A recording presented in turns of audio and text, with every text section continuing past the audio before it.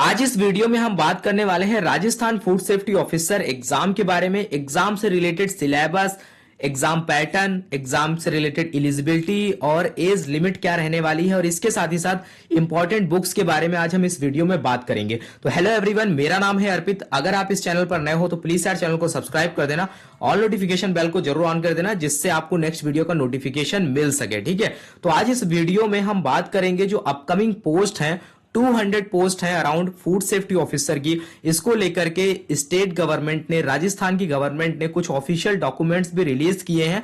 तो यहां पर हम कह सकते हैं कि ये कोई फेक इंफॉर्मेशन नहीं है, ये एक ऑथेंटिक इंफॉर्मेशन है। तो यहां पर इस साल आपको 200 पोस्ट देखने को मिलेंगी। ठीक है, तो आप इसका वेट भी कर सकते हैं ऑफिशियल नोटिफिकेशन का, लेकिन आप इससे पहले अगर प्रिपरेशन स्टार्ट करना चाहते हैं तो भी आप कर सकते हैं, क्योंकि इंडिया में जितने ही फूड सेफ्टी ऑफिसर के एग्जाम होते हैं, चाहे वो सेंट्रल गवर्नमेंट हो चाहे स्टेट गवर्नमेंट हो, उन सभी में अभी तक का सबसे वास्ट सिलेबस आपको देखने को मिलेगा। यहां पर सिलेबस बहुत लेंथी है। अगर आप 5 to 6 मंथ नहीं देते हैं तो शायद आप इस सिलेबस को फिनिश नहीं कर पाएंगे। ठीक है, तो सिलेबस काफी बड़ा रहने वाला है, इस वजह से आपको पहले से प्रिपरेशन करनी होगी। ठीक है, तो जो भी चीजें हैं इस वीडियो में इंपॉर्टेंट बातें हैं, उन सभी के बारे में हम बात करेंगे। इसके साथ ही साथ ये जो दो इंपॉर्टेंट बुक्स हैं स्टेट फूड सेफ्टी ऑफिसर के लिए, specially for Rajasthan food safety officer के लिए, इन दोनों बुक्स के बारे में भी इस वीडियो में हम बात करेंगे। ठीक है, तो एक एक करके हम देखें तो सबसे पहले जो इंपॉर्टेंट है वो हम समझ लेते हैं कि एग्जाम पैटर्न क्या रहने वाला है इस पोस्ट के लिए। ठीक है, तो इस साल आप कह सकते हो कि आपको 200 पोस्ट जो है वो देखने को मिलेंगी। तो इसके लिए जो लोग भी सीरियस हो वो लोग अभी से प्रिपरेशन जो है वो स्टार्ट कर सकते हो। एटलीस्ट आप समझ सकते हो, सिलेबस में देख सकते हो कि क्या क्या चीजें हमें पढ़नी पड़ सकती हैं। उनके लिए आप पहले से एक प्लान कर सकते हो, क्योंकि प्लानिंग बहुत जरूरी होती है इतना बड़ा सिलेबस फिनिश करने के लिए। ठीक है, तो सबसे पहले यहां पर अगर हम बात करते हैं तो एग्जाम पैटर्न में अगर हम देखें, आपका एग्जाम रहने वाला है वो होगा ऑब्जेक्टिव टाइप पेपर। यहां पर कोई भी रिटन एग्जाम के बारे में अभी तक कोई बात नहीं है। अगर इन फ्यूचर कुछ होता है तो हम आपको अपडेट कर देंगे। ठीक है, तो जो आपका पेपर है वो ऑब्जेक्टिव टाइप पेपर होगा। इसके साथ ही साथ जो मैक्सिमम मार्क्स रहने वाले हैं वो 150 रहेंगे, और नंबर ऑफ क्वेश्चंस की बात करें तो वो भी 150 आपको यहां पर देखने को मिलेंगे। ठीक है, तो यहां पर सिंपल है, 150 क्वेश्चंस देखने को मिलेंगे आपको और 150 मार्क्स देखने को मिलेंगे, यानी कि एक क्वेश्चन के लिए आपको यहां पर 1 मार्क्स मिलेगा। इसके साथ ही साथ ड्यूरेशन ऑफ पेपर की अगर बात करें तो 3 घंटे का टाइम मिलेगा आपको। इसके साथ ही साथ all question carry equal marks, क्योंकि सेम वेटेज है मार्क्स का और सेम वेटेज है क्वेश्चंस का। ठीक है, इसके साथ ही साथ यहां पर निगेटिव मार्किंग भी होगी, लेकिन इसके बारे में क्लियरली मेंशन नहीं किया गया अभी तक कि कितनी होगी। और इसके बाद में आपका एक इंटरव्यू होगा, एक बेसिक इंटरव्यू होगा, जिसमें आपसे थोड़ी बहुत चीजें पूछी जाएंगी, तब आपका सिलेक्शन होगा। इसके साथ ही साथ यहां पर एक बात और है एज लिमिट को लेकर के। तो बहुत सारे लोग ऐसे हैं जिन्होंने सेंट्रल फूड सेफ्टी ऑफिसर की प्रिपरेशन तो की थी, लेकिन वो लोग एलिजिबल नहीं हो पाए क्योंकि एज वहां पर बहुत कम थी। जनरल कैटेगरी के लिए सेंट्रल फूड सेफ्टी ऑफिसर में 30 ईयर एज होती है, लेकिन यहां पर स्टेट फूड सेफ्टी ऑफिसर में आपको एज लिमिट काफी ज्यादा मिल जाती है, यानी कि आप 40 साल तक यहां पर अप्लाई कर पाएंगे। तो 18 से 40 यहां पर आपको काफी टाइम मिल जाता है। और इसके बाद में जो भी SC ST के लिए जो रिलैक्सेशन होता है वो भी आपको मिल जाएगा, यानी कि आपके पास में यहां पर एज को लेकर के कोई रेस्ट्रिक्शंस नहीं होने वाले। ठीक है, तो ये बात हो गई एग्जाम पैटर्न को लेकर के।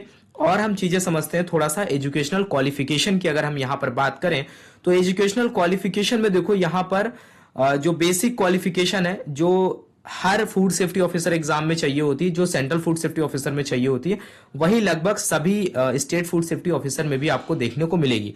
तो यहां पर जैसे कि लिखा हुआ है कि डिग्री अगर आपके पास है फूड टेक्नोलॉजी में तो भी आप अप्लाई कर पाएंगे। ठीक है, इसके साथ ही साथ अगर आपने डेयरी टेक्नोलॉजी में डिग्री की है या फिर आपने बीटेक या BSc कुछ भी किया हुआ है तो आप अप्लाई कर पाएंगे। सेम बायोटेक्नोलॉजी और ऑयल टेक्नोलॉजी में यही है। और इसके साथ ही साथ एग्रीकल्चर साइंस, वेटनरी साइंस और बायोकेमिस्ट्री और माइक्रोबायोलॉजी, और इसके साथ ही साथ मेडिसिन, अगर इन सभी में आपने डिग्री करी हुई है तो आप अप्लाई कर पाएंगे।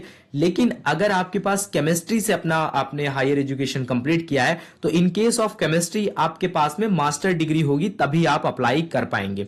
लेकिन इन सभी पोस्ट में जो ऊपर दी गई हैं वो इन सभी क्वालिफिकेशन में, जैसे कि फूड टेक्नोलॉजी हो गया, dairy technology, biotechnology, oil technology, microbiology, medicine हो गया या फिर वेटनरी, बायोकेमिस्ट्री, इन सभी में अगर आपके पास ग्रेजुएशन मान लिया आपने किसी अदर सब्जेक्ट में किया है, लेकिन इनमें से किसी में भी अगर आपने अपना मास्टर्स किया हुआ है, एमएससी या फिर एमटेक किया है बायोटेक या डेयरी टेक या फिर फूड टेक में, तो भी आप यहां पर एलिजिबल होंगे। और इसके साथ ही साथ अगर आपने पोस्ट डॉक्टरेट किया है तो भी आप एलिजिबल होंगे।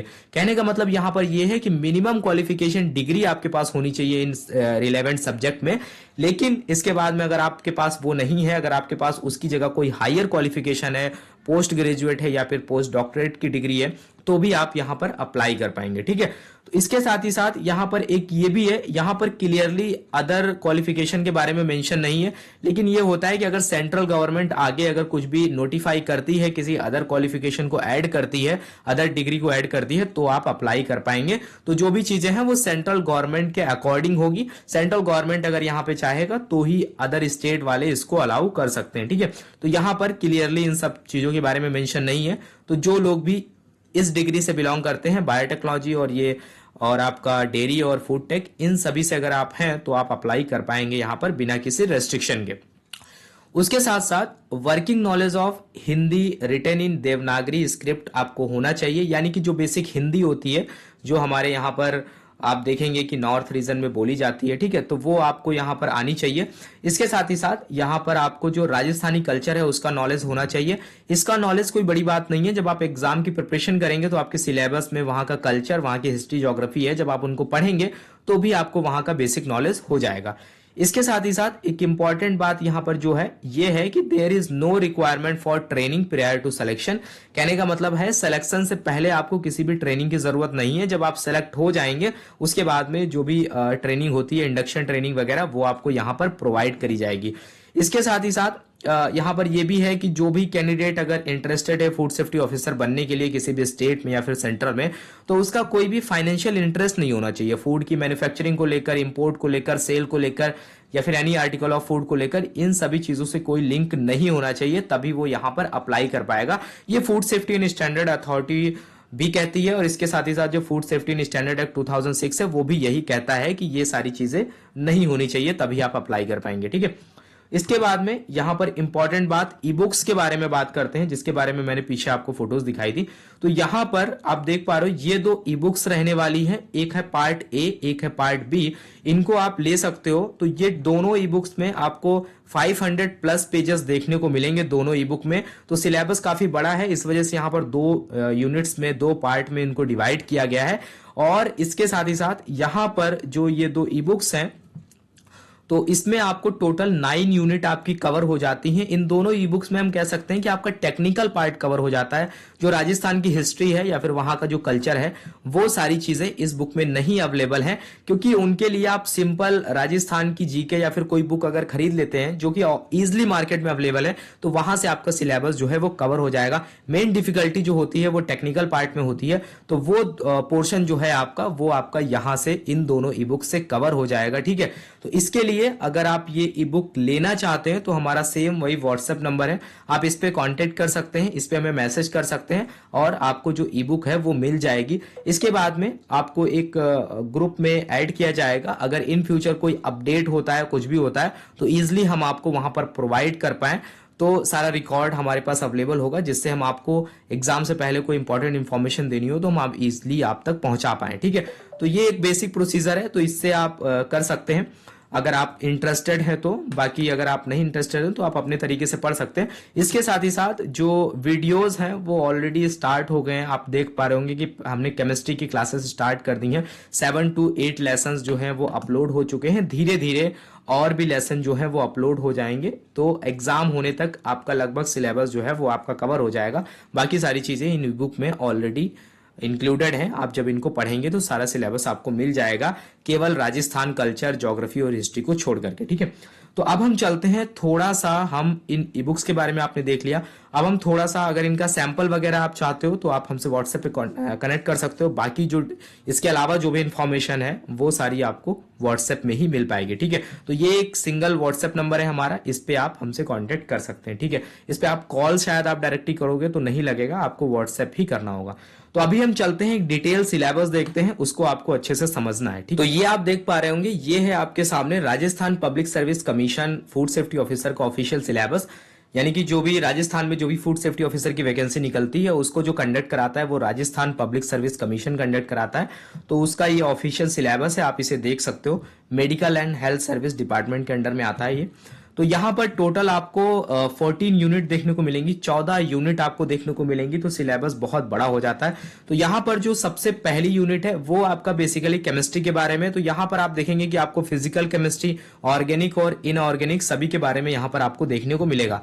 उसके बाद में जो यूनिट नंबर 2 है उसमें माइक्रोबायोलॉजी के बारे में है, टोटली माइक्रो ऑर्गेनिज्म के बारे में है, डेयरी प्रोडक्ट्स के बारे में है और डेयरी फर्मेंटेशन वगैरह के बारे में यहाँ पर आपको देखने को मिलेगा। उसके बाद में यूनिट नंबर जो 3 है उसमें आपका टोटली बायोमोलिक्यूल्स यानी कि बायोकेमिस्ट्री के बारे में आपको पढ़ना है, एंजाइम्स के बारे में, प्रोटीन, इसके बाद में न्यूक्लिक एसिड्स के बारे में, लिपिड्स के बारे में यहाँ पर आपको पढ़ने को मिलेगा।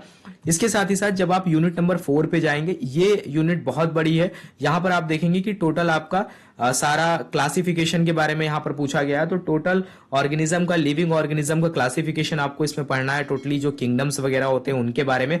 उसके बाद में यहाँ पे आप देखेंगे कि ह्यूमन फिजियोलॉजी के बारे में भी है, रेस्पिरेशन है, रेस्पिरेटरी पिगमेंट है, और उसके बाद में आप देखेंगे कि नर्वस सिस्टम है, रिप्रोडक्टिव सिस्टम है।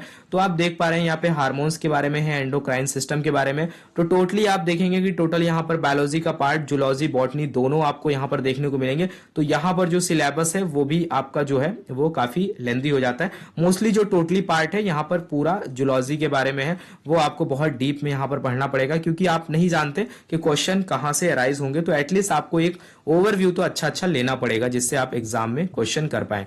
यूनिट नंबर 5 में जब आप जाएंगे तो यहां पर बेसिकली आप देख पा रहे हैं कि जेनेटिकली मॉडिफाइड प्लांट और एनिमल, पूरा यहाँ पर जेनेटिक इंजीनियरिंग के बारे में आपको पढ़ना है कि क्या क्या टेक्निक्स होती हैं जिनका हम यूज करते हैं ट्रांसजेनिक प्लांट या फिर जेनेटिकली मॉडिफाइड प्लांट को बनाने के लिए। उसके बाद में थोड़ा सा आपको यहाँ पर इन्वायरमेंटल बायोटेक्नोलॉजी वगैरह के बारे में, थोड़ा सा स्टैटिस्टिकल एनालिसिस के बारे में पढ़ना है, मीन मीडियन मोड वगैरह के बारे में, ठीक है। फिर जब आप यूनिट नंबर 6 पे जाएंगे तो यहां पर आपका टोटली आप देख पा रहे हैं यहाँ पर एग्रीकल्चर के बारे में है।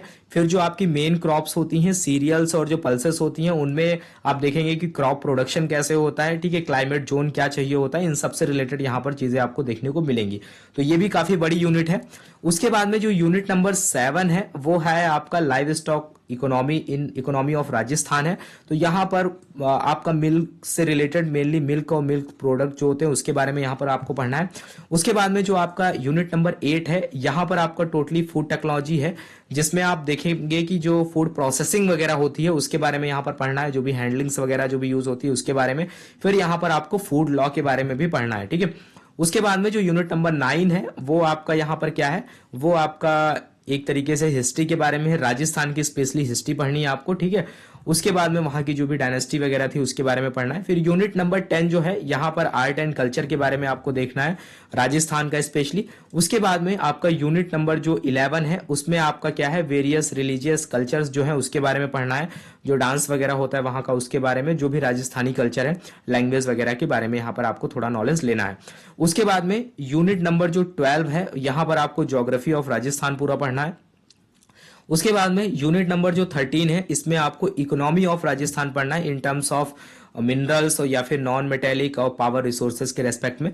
इसके बाद में यहाँ पर जो है यूनिट नंबर जो 14 है, लास्ट जो यूनिट है वो आपका जो है वो है आपका यहाँ पर मेजर जो फोकस है वो है नेशनल और इंटरनेशनल ऑर्गेनाइजेशंस को लेकर के जो भी फूड से रिलेटेड है, ठीक है। तो यहाँ पर आप देखेंगे कि जो पीछे वाली बुक्स थी वहां पर आप देखेंगे कि टोटल यहाँ पर 9 यूनिट्स कवर हो जाती, सिर्फ और सिर्फ आपको जो यूनिट्स नहीं देखने को मिलेंगी वो केवल यहाँ पर हिस्ट्री जो है वो नहीं देखने को मिलेगी। इसके अलावा जो भी यहाँ पर कल्चर्स वगैरह है उसको छोड़ करके, ज्योग्राफी को छोड़ करके बाकी जितनी चीजें हैं लास्ट तक वो सारी चीजें आपको जो ई बुक्स के बारे में हमने बात करी वहां पर आपको सारा सिलेबस देखने को मिल जाएगा, ठीक है। तो ये था एक इंपॉर्टेंट अपडेट था, एक इंपॉर्टेंट इन्फॉर्मेशन थी कि अगर आप प्रिपरेशन कर रहे हो, अगर आप अपॉर्चुनिटी देख रहे हो किसी फूड सेफ्टी ऑफिसर एग्जाम के लिए, तो आप कर सकते हो, अपनी प्रिपरेशन कर सकते हो। ठीक है, प्रिपरेशन आप चाहे तो बुक्स नहीं भी लेते हो तो भी आप वीडियोस के थ्रू या फिर सिलेबस के अकॉर्डिंग अपने नोट्स अभी से बनाना स्टार्ट कर सकते हो, क्योंकि अभी जो है आपको काफी टाइम लगेगा, क्योंकि यहाँ पर सिलेबस जो है वो काफी बड़ा है। 5 to 6 मंथ आपको चाहिए ही चाहिए प्रिपरेशन के लिए। तो अभी ये वीडियो इतना पहले लेकर के आया गया, तभी नोटिफिकेशन का इंतजार आप कर सकते हो, नोटिफिकेशन भी आपको जल्दी से जल्दी देखने को मिल जाएगा। ठीक है, तो ये थी एक इंपॉर्टेंट इन्फॉर्मेशन। अगर आप प्रिपरेशन करना चाहते हैं तो आप प्रिपरेशन स्टार्ट कर सकते हैं। तो इस वीडियो को ज्यादा से ज्यादा शेयर करना यार, और कोई डाउट हो इसको लेकर के तो आप हमसे कमेंट करके पूछ सकते हो। बहुत ज्यादा कमेंट जिस पे होंगे तो नेक्स्ट वीडियो में हम उसको कवर कर लेंगे। ठीक है, तब तक के लिए thank you, have a nice day, मिलते हैं नेक्स्ट वीडियो में।